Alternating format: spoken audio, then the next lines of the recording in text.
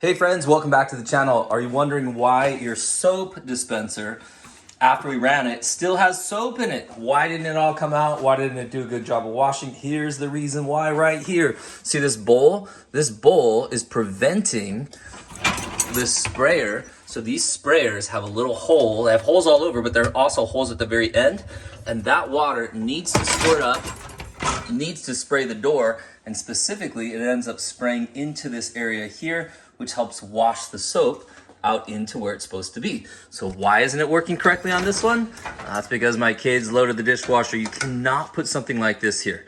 If you wanted to, you could put plates up here and that'll still work because the jet will still be able to kind of like shoot between the plates there. But if you put a bowl like we had, it will not work. You need to make an adjustment. Hey friends, hope this video helped you out. Give it a thumbs up, subscribe to the channel, and we'll see you next time.